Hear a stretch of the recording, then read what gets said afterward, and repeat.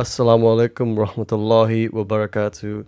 Welcome back to the Deen Seekers, guys. Assalamu alaikum, Sheikh Abu Usamah. How you doing? Walaikum salam wa rahmatullahi wa barakatuh. Maghfiratu alhamdulillah. I'm doing well. Irfan, good to see you again. Glad to have you here, Sheikh. Ahlan. Inshallah, you're feeling well. So today we're going to be talking about a very relevant situation. So, on social media, we constantly be showing headlines, articles about celebrities, and they have a serious influence on younger people. You get led by these people, you think they're speaking right. So this alone in itself is a dangerous issue. We should try and refrain from absorbing this kind of information. However, in these examples, I think it's beneficial for us to discuss it as they allow for a larger discussion. So I'd like to start off by speaking about a very prominent figure in mainstream media who's known for his controversial remarks, and that's Kanye West. The reason this situation is worth mentioning is it calls for a discussion regarding mental health, the dangers of being under the influence, and the double standards of the media. So Sheikh, just to clarify from the get-go, what are the dangers of people looking up to Kanye West as some kind of idol and role model? Because he does speak some truth, but what are the dangers of it? Bismillah, alhamdulillah. First of all, there is a hadith. It's not authentic. It didn't come from the Prophet sallallahu alaihi wasallam, but the meaning of it is true. And that hadith says that the haqq, the truth, is the property of the believer. Wherever he finds the truth, he takes it. He has more right than anyone else to take it. So if the truth came from someone who was younger, from someone who was non-Muslim, from someone who even has some mental health issues, the Muslim is not going to reject the truth because of the one who's bringing the truth to him. He has to take the truth because the property of the believer. So in regards to the celebrities, no matter who they happen to be, we have to listen and look at things with a filter. We should take the Nabi of Islam, sallallahu alaihi wasallam, as the one who was the undisputed authority, who brought the Quran, sanctioned by Allah Azza wa Jalla, sent by Allah the Most High. So anything and everything that he says is what we make uppermost. That's the filter. So the Prophet even told his companions, sallallahu alaihi wasallam, he said, talk about what you hear from. He said, if the Ahlul Kitab, Jews and Christians, if they tell you something, don't believe it and don't disbelieve it. You have to weigh it. You have to weigh what they're saying. Don't just believe it because they said it, and you don't reject it because they said it. An example of that is Adam. The Jews and the Christians believe that Adam was the first human being, and Allah created his mate Hawa from his rib. We believe that because it's supporting our religion. No problem. But then the Christians, they believe that, the Adam's apple was an apple tree that Eve went to Adam with. We don't disbelieve that, and we don't believe it because our religion didn't say any of that.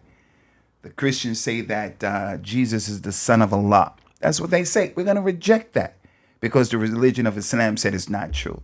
So we have to look at everybody, celebrities, Muslims, non-Muslims, the news. We have to look at everything and judge it with filters. What did Allah say about it? What did the Messenger of Allah sallallahu alaihi wasallam said about it? And if Allah was quiet about it in the Quran and Rasulullah never said anything about it, and we don't have anything from our religion to support it or to go against it, we say Allah knows best. It's as simple as that.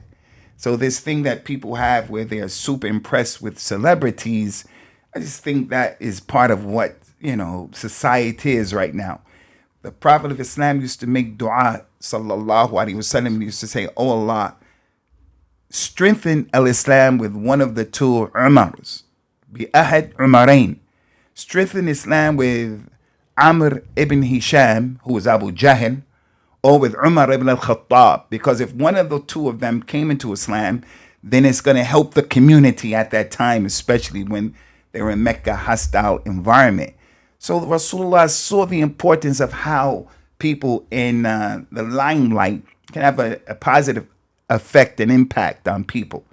When he conquered Mecca, he told the people, anyone from the non-Muslims who didn't accept Islam, If you go to the outskirts of Mecca, you'll be safe.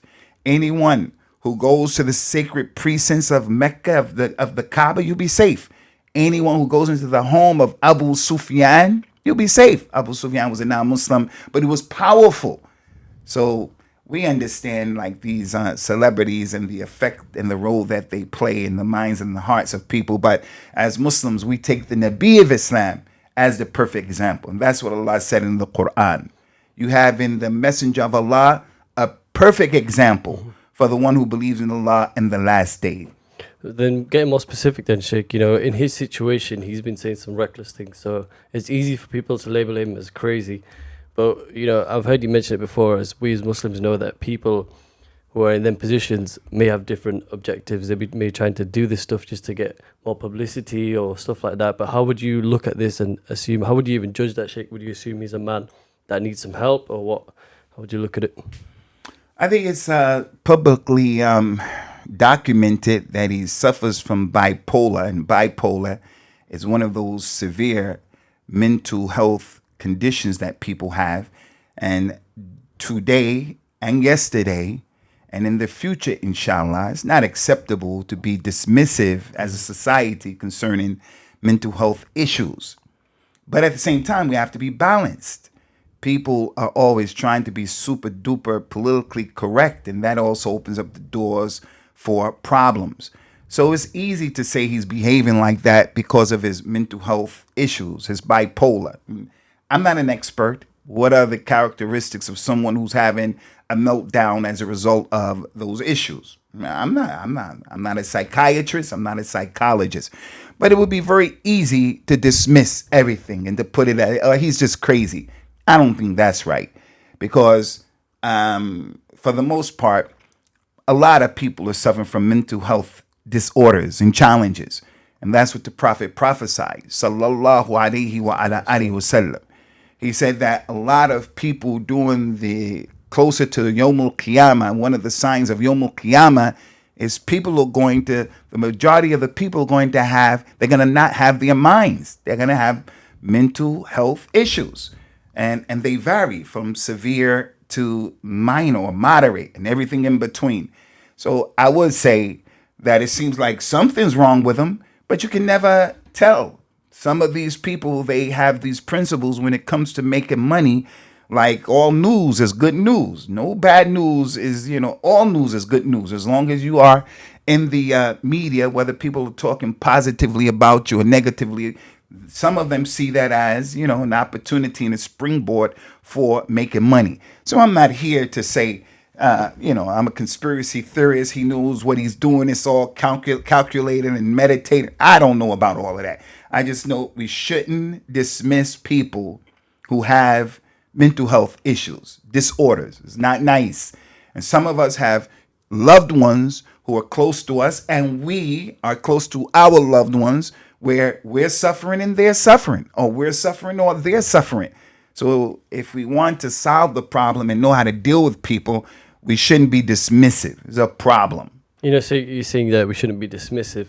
So with Kanye West in specific, in the past he has made remarks or done certain things that has usually been dismissed by big establishments. I mean, the people have obviously spoken out against him, but at some points he's made remarks such as slavery was a choice, and even more recently he's made a statement that white lives matter, and obviously that can be linked to the extremist white supremacist group in America. So that obviously has his bad image, but he never really faced any serious repercussions. He only had bad publicity. He wasn't cut off from anybody, anything like that. But more recently, as we know, Sheikh, he's made remarks about a specific group, and he's had serious backfire from this, though, as he's lost his major brand deals. He's been dropped by his lawyer. He's been cut off from a bank called JP Morgan Chase, and he's even being banned from Instagram and Twitter. So I think this clearly shows us the imbalance by which these establishments operate. What do you think of that, Sheikh?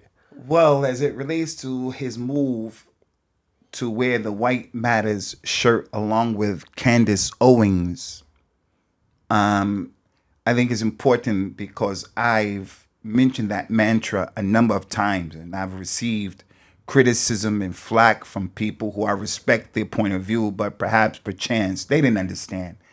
I still say Black Lives Matter, but that shouldn't be understood to imply or to mean by any stretch of the imagination that other lives don't matter. By default, as a Muslim, all lives matter. So we have in our religion, من أجل ذلك كتبنا على بني إسرائيل. Because of that, we wrote and prescribed on Bani Israel that anyone من قتل نفسا بغير نفس فكأنما قتل الناس جميعا. Anyone who kills any soul unjustly is as if he killed all of mankind. And anyone who saves a soul, saves a life, will be as if he saved all of mankind. So all lives matter in Islam. And Islam came, and we did a podcast on this to protect the 5 essentials, to protect the lives of people. So spilling people's blood in Islam is a major sin. So all lives matter. But when it is said Black Lives Matter, we're talking about how Black people are policed in America, the way they police us. Black Lives Matter, meaning that there are white paramilitary police officers who have been unleashed in our community and on our community that go out with the sole purpose of killing Black people. We don't have the African American police being unleashed in white neighborhoods doing the same thing. You don't see that. In the judiciary system, when we stand before the judge in the court of law and our so-called peers of 9 people on the jury, they don't look at us and we don't get the same rights as white people and so forth and so on. That's the meaning of Black Lives Matter. No one's here to dismiss the lives of other people. I go a step further and say even the life of a dog matters in Islam. The Prophet says, sallallahu alaihi wa sallam, you shouldn't just take an animal for target practice and just kill him, because every life matters. Allah created every life to worship him and to make the dhikr and glorification of him. So that's the first issue about Black Lives Matter. Second issue, as it relates to the thing, and I'm glad you brought that up, is that, you know, hip hop music and a lot of Asian Muslims, a lot of our youth are plugged into this hip hop. It's a multi-billion-dollar business. It's the only genre of music that allows people to glorify killing people, killing Black people. You know, drill music, all of this music coming out of Chirac, Chicago, all of this music that glorifies killing each other. The African American woman, just look at, you know, the way she's spoken about. Use, you know, the words that they use to describe her. She's just a sex object. She's a bee and all of this stuff. There's no other music that they allow to talk about people like that. So for years, this has been going on, and people made a lot of money doing this, and they continue to make money. And it's part of the landscape. That's just it. It's part of the social landscape that we live in. I even saw and heard with my own ears people calling each other, "What's up, nigga?" And it was 2 Pakistani guys calling, "Well, yo, what's up, nigga?" And they were young brothers. And this is something that is normal. And the normality of it is distressing. So when Kanye West started to talk about a segment of the community and he brought their name out and he said what he said, he suddenly fell from being a billionaire now to being worth $500 million. All right, he's not a billionaire anymore. $500 million is still a lot of money, but what does it have to do with the price of peanuts as it relates to my life? I'm running around trying to figure out how much he's worth and how much he's not worth. Maybe he's going to recoup all of that money and make more. I don't know. But the point is, we need to look at and pay attention to the glaring contradiction. That's what it means. Black Lives Matter. When that man said that slavery was a choice, we didn't see the dunya jumping up and down like that. We didn't see that in his music, in which he's glorifying, you know, all of the negativity that we don't see anybody jumping up and down, calling to, you know, to shut him down, because African Americans, we have, you know, the way the whole industry and the government and the police, the way they look at that is a bit different. Now, I have to say this because I'm not one of those people who just want to bend over and rely on the crutch of racism. No, it goes to show that African Americans, we need to get ourselves together. We need to get, you know, organized. We need to get, the religion of Islam, which will be the answer to help us. But then Muslims as well, we also, same thing, because these double standards happen with us. If someone in Ukraine, for an example, wants to go to Ukraine in order to help the Ukrainians fight against the Russian, then that's going to be looked at as being a heroic effort. But if a Muslim wants to go and he wants to help his Muslim brothers in some part of the world, like in Kashmir or something like that, then he's going to be looked at as being an extremist and from ISIS. Those are the double standards. So just like the African American minority group, Muslims are also a minority group, and we also have to get our program together so that these types of issues don't happen to us. So that's a glaring lesson that we get from this whole process with this fitna of Kanye West. I mean, just to ask you again then, Sheikh, you remember the part where he started speaking about that specific community? That leads me to the point of, he got cancelled by Instagram and Twitter. Like, his account got banned. Essentially, his voice got taken away. Whereas in the past, he could have said anything he wanted and his platform was still there. He could have kept tweeting and tweeting and tweeting. However, now that he said it about the community, his voice has been taken away. He can't get interviews. His stadium shows have been cancelled. How do you feel about that, Sheikh? The same way. I remember reposting. I posted something that I saw somewhere. I don't even remember exactly what the topic was, but there's a brother from Canada, brother Wasim. May Allah divinely protect him. He posted something. I don't even remember what it was, but it was connected to that particular group of people. Mm-hmm. And I just took it and posted it on my Facebook, and it was the only time that my Facebook was shut down for 24 hours. Seriously? 24 hours. It wasn't incendiary. It wasn't aggressive. It wasn't inciting anything. It was a point. I just don't remember what it was, but it was the only time that my Facebook was shut down for 24 hours. I wish I could remember what it was, but I think it's just a problem, Irfan, and this is the injustices that we find are the normality in our society. And I am not a person who calls to sitting back and twiddling one's thumb and waiting for the Mahdi to come back to set things right. But the Prophet did say, sallallahu alaihi wasallam, that when the Mahdi does come, he's going to fill up the earth with justice, just as it has been filled up with injustice. There are injustices all over the globe, and it comes in many colors, textures, and forms. And this is one of them. Mm-hmm. And those people who are truly woke and those people who are truly aware and they're looking, they cannot help but to see these glaring contradictions. Why is it okay for him to say all of what he was saying and everything was, fine and dandy? But as soon as he says what he has to say or what he wanted to say about that particular group, then okay, now JP Morgan won't do business with them, Adidas won't do business with them, this one and that won't do business with them because they don't tolerate anti-Semitism. But you tolerate racism towards African Americans, for an example. You tolerate, the double standards towards the Muslims. That problem that happened in Leicester and Birmingham recently, mm-hmm. with the far-right racist Hindus who initiated the drama and the problem. When it jumped off and it happened, well, the media, they were reporting it as if we were the troublemakers. And although we did have some of our community members who didn't respond to it with the Deen and with wisdom and with justice, we had that. But what was the genesis of the whole problem? You people allowed that lady to come here knowing she's a far-right racist, a fascist. And you allowed her to come here knowing full well her ideology and her agenda. And that she's going to do here what they do over there in India.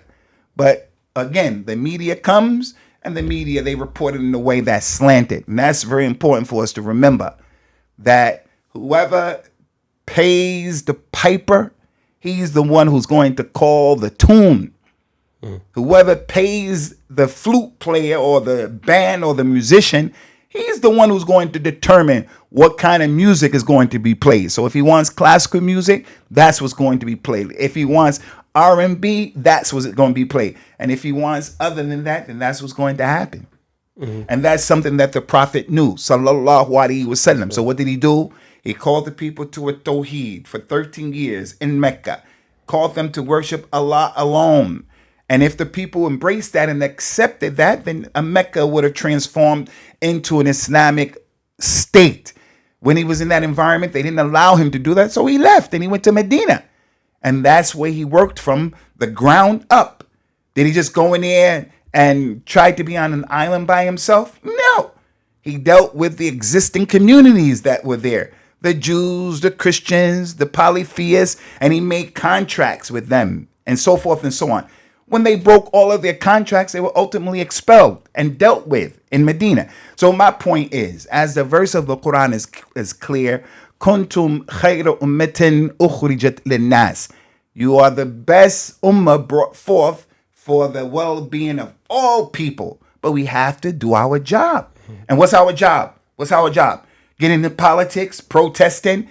That's not our job. Our job is to do what Allah commanded us to do. And that is, take the religion seriously, spread Tawheed in the land, and Allah will divinely protect us and divinely cause His religion to grow. Just to add on to that, do we also have a responsibility to be mindful of the information that we take in? Look at this media and understand that there are double standards that exist. They'll be fed information rather than have a filter, like you always say, Sheikh. Absolutely. We're living in years where the Prophet described these years that we're living in as the years of deceit. What is up is down, and what is down in reality is up. And what is to the right is really to the left, and what's to the left is really to the right. I don't have my patch on for my left eye on right now, right? So I don't have my patch on. But I saw it in some of the images. The patch would be on the right. They would appear to be on my right side, but it was on my left side. So something about the optics, the way the camera goes, you're drinking with your right hand, but it can appear you're drinking with your left hand. Yeah. Things are not what they appear to be today. I remember doing the program Dispatches. I went to Channel 4 to give my side of the story about dispatches that they did many, many years ago. I went to the studio to talk to the Indian famous guy who worked for Channel 4. They just put me in a green room. It was a small room, and it was a green thing behind me. The room was dingy and dirty, but when I appeared on the Channel 4 news, it was as if I was in some big newsroom. Really? Yeah, you could see all of the people behind me typing, and those people were not around. It was all fake. It was all fake. So we're living in a time where we have to learn our religion and know how to balance between having husn al-dhan about Muslims when they tell us things, but at the same time being an individual who is enlightened, and you have those filters.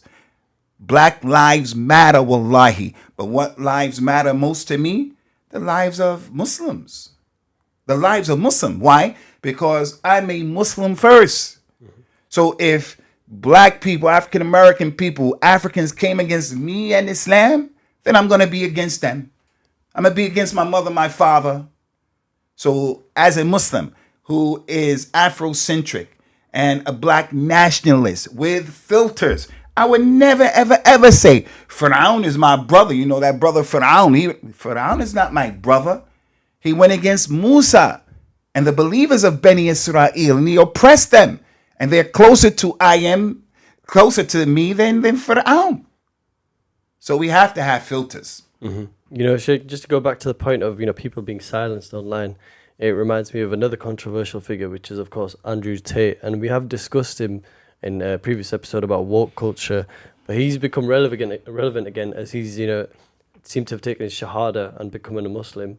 So from what I've seen online is that there's two extremes. Either people are, just cancelling him, saying he's saying some horrible stuff in the past, he's probably doing it for publicity, and there's also people on the other side saying he's a Muslim, mashallah, I always knew he was a good brother, taking him as a role model.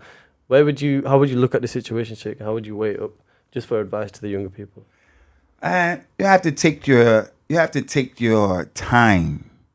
You have to not be too quick to condemn or to accept. That's from the advice of the Prophet of Al-Islam, sallallahu alaihi wasallam. He told one of his companions who had embraced Islam, "Inna fika khaslatin yuhibbuhum Allah." You have two characteristics that Allah loves. He loves in a way that befits His majesty, not in the way human beings love. He said, "What are they, Ya Rasulullah?" He said, the first characteristic that you have is al-hilm. You're gentle and you're easy. You're halim. And the second characteristic is at-ta'anni. You are not in a rush. You take your time. You take your time.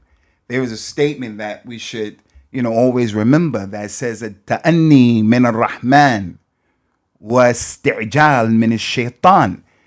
Taking your time and being deliberate, that's from Ar-Rahman. It's going to benefit you, inshallah. But being in haste and being, hasty and making quick decisions, that's from a shaitan. Take your time. So as it relates to Andrew Tate, if he did become a Muslim, we say that's our brother. And we're going to be happy for that. And whatever he did prior to Al-Islam, as a Muslim, it's not my place to judge him about that. The Prophet told the people, sallallahu alaihi wasallam, al-Islamu yujubbu ma kana qabluhu. Al-Islam wipes away everything that went before it. Everything. So if he became a Muslim, he's a brand spanking new baby. A brand spanking new baby.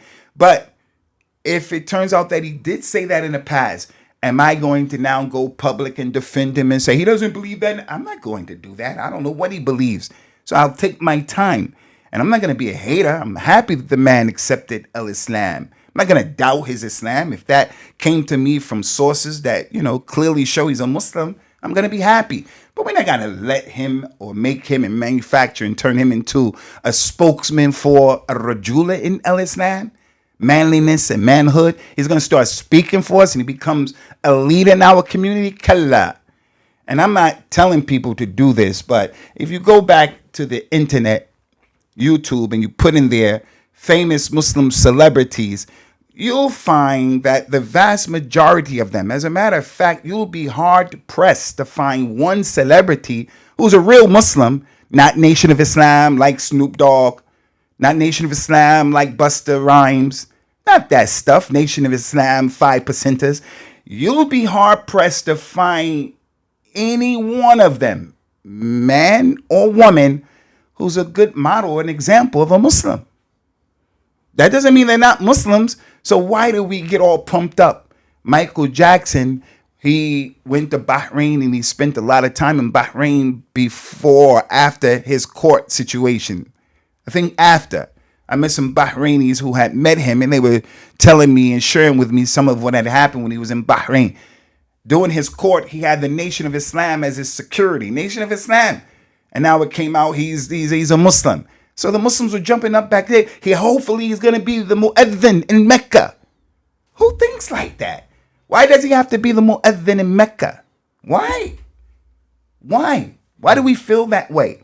That all of these actors and actresses and all of these famous celebrities and people, once they become a Muslim, they don't embellish and help Al-Islam. Islam helps them. But as I mentioned, it is human nature that if a powerful person, a well-known person becomes a Muslim, then there is a sense of, our religion, this is a proof that our religion, it does resonate with someone. We're not all bad the way the non-Muslims believe and think. And I think it has a lot to do with that. Inferiority complexes. Why are we inferior? Allah said in the Quran, Inna Deen, Indallahi al-Islam. فمن يبتغي غير الإسلام دينا فلن يقبل منه وهو في الآخرة من الخاسرين. Verily, the religion with Allah is al-Islam. Anyone who chooses other than Islam as a religion won't be accepted from him, won't be accepted. And Yawm al-Qiyamah, he'll be from the losers. So if the Muslims understood that, Inna lillahi, to Allah belongs the Izzah, wali rasulihi, and to his messenger, and to the believers. They're the ones who have Izzah. If you understood that, you wouldn't walk around on the earth knowing that there are other verses that say don't walk on the earth arrogantly, but you also wouldn't walk on the earth and you're a second-class citizen. So May Allah guide everybody to the deen of Allah Azza wa Jal. But these people don't embellish Al-Islam. Al-Islam, they are embellished by Al-Islam. They are beautified by Al-Islam. Al-Islam yuhassinuhum. Islam gives them tahseen and jamal and khair. Sheikh, this last point I've got, it's nothing really to do with the topic, but it's just based on what you were talking about, when Muslims get a bit too happy or a bit too excited about seeing a celebrity, being a Muslim, stuff like that. There is the opposite side, there was an example where I think last year there was a video of Mike Tyson praying Zuhr Salat with one of his friends who's a boxing manager, and the brother was in shorts, but I think his shorts were past his knees, or maybe not, but there was a lot of controversy regarding that. There was a lot of hate in the comments about it. How would you advise us in that situation of, at least they're doing something good, at least they're praying, but how would you look at it?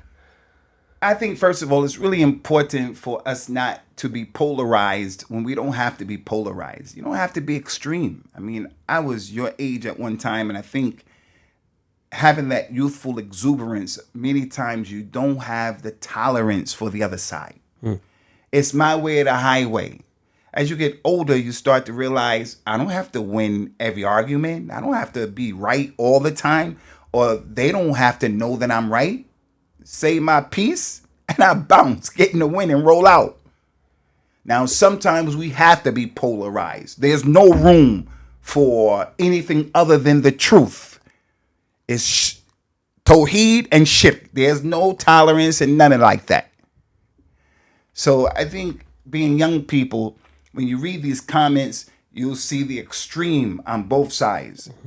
Sheikh Yusuf al-Qaradawi, rahmatullah alayhi, you have those people who you look at the comments, those people who would say, oh, thank you very much, he was a mujaddid, he was the greatest scholar. No, that's too far.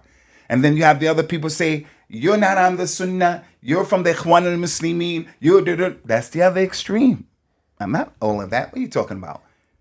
So we have to be people in the middle. If someone comes and says, well, I challenge the idea of having rahmah upon him in public, I don't think that was wise. I respect that kind of statement.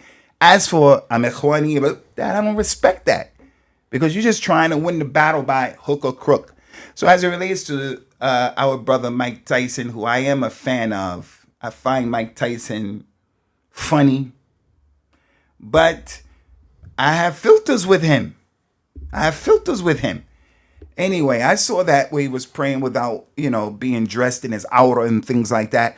Mike Tyson doesn't really know the religion that well. He's still growing. He's developing. He has people around. He has his own journey that he's on. People were taking advantage of him. I'd probably say with him still being in the religion, we say alhamdulillah, because he was taken advantage of so much that the man can, really hate people, hate life. He was dealing with a lot of things. So for me, what I try to do is give the benefit of the doubt. What I try to do is give people excuses. What I try to do is exist as a positive person. The glass is half full. Yes, he had on shorts, but I'm going to say he doesn't know Islam that well. He went through a lot and this and that's what I'm going to do, especially when I'm not there. So if someone would ask me, we're going to say straight up, categorically speaking, not holding back, you have to cover up your aura. Allah said in the Quran, Ya bani Adam khudhu zinatakum inda kulli masjidin wa kulu wa shrabu. O bani Adam, sons of Adam, wear your beautiful clothes at every masjid. The meaning of that, don't go around the Kaaba naked. Put clothes on when you go for salat.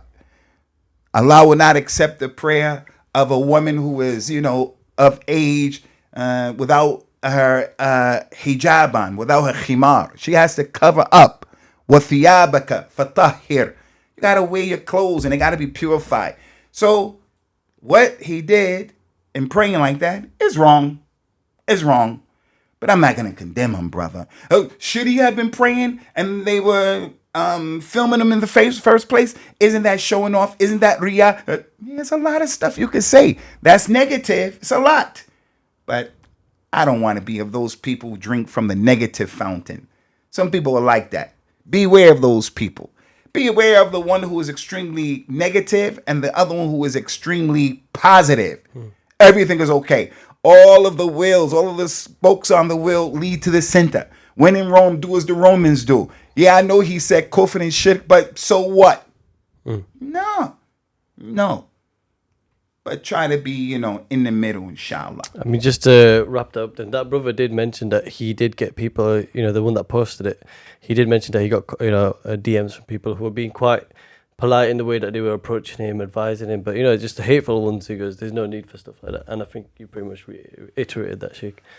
But that's social media, brother. That's why if someone is on social media, you have to have thick skin. You're not gonna please everybody. وَكَذَلِكَ جَعَلْنَا لِكُلِّ نَبِيٍّ عَدُوًّا شَيَاطِينَ الْإِنسِ وَالْجِنِّ يُوحِي بَعْضُهُمْ إِلَى بَعْضٍ زُخْرُفَ الْقَوْلِ غُرُورًا.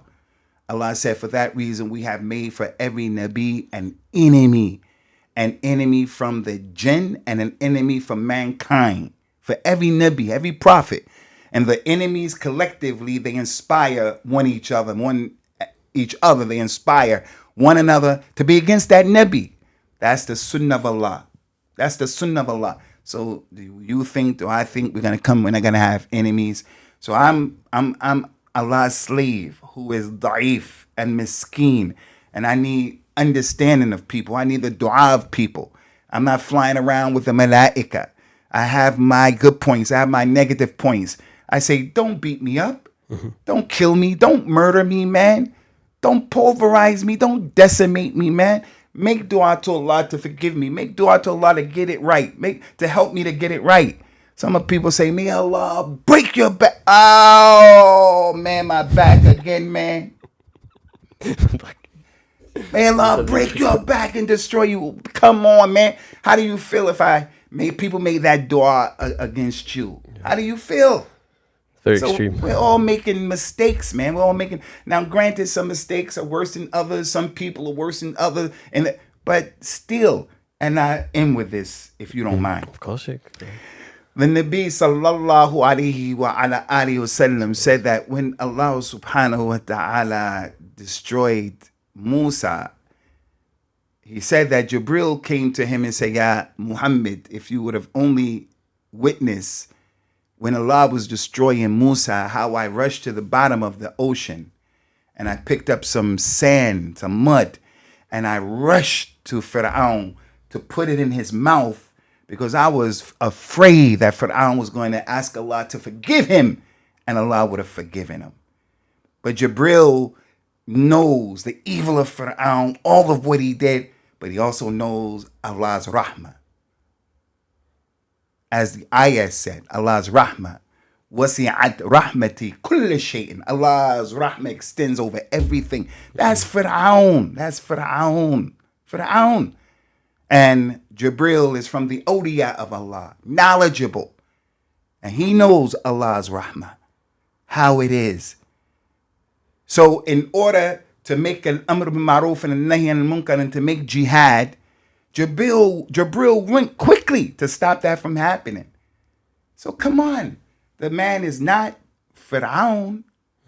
There's a man, his name is Abdullah ibn Ubay ibn Sulul. He was from the Munafiqeen during the time. He was the chief of the hypocrites during the time of the Nabi. Made problems every step. There were ayat revealed because of his shenanigans. I mentioned one. And verily to Allah belongs the izz and to the messenger and to the believers because of this man in Surah Al-Munafiqun. Anyway, that man's son who was a good Muslim came and said, Ya Rasulullah, my father's died. Let me have some of your clothes so I can bury him in it like for barakah. And then Nabi gave it to him. So that man has been buried with the clothes of the Nabi sallallahu alaihi wasallam as a form of barakah, tabarruk, that's permissible. He's buried in the ground with the clothes of the Nabi of Islam sallallahu alaihi wasallam. And then Rasulullah stood up in order to do the janazah. Umar said, Ya Rasulullah, don't do it. He's a troublemaker. He gave us all these problems. Don't do it. He said, Umar, relax. But Allah told you don't do it. He said, look, Allah gave me a choice. I'm going to do it. And then he did it. And then those ayahs were revealed. Don't prey on them. Don't prey on them, Muhammad. But his general way was rahmah and ease. So I say to the brothers and sisters, man, try your best just not to be too extreme in either direction. I think that's the best way to wrap it up, Sheikh. Jazakallah khair. Thank you very much for your time. I always appreciate it, Sheikh. May Allah bless you, Akhi Irfan, and bless the other shabab of our ummah. Ameen. And may He help us to come to, our rushd, inshallah. Inshallah. Thank you guys for watching. Remember to comment any suggestions you have, like the video, all of that. And thank you for watching. Assalamu alaikum warahmatullahi wabarakatuh.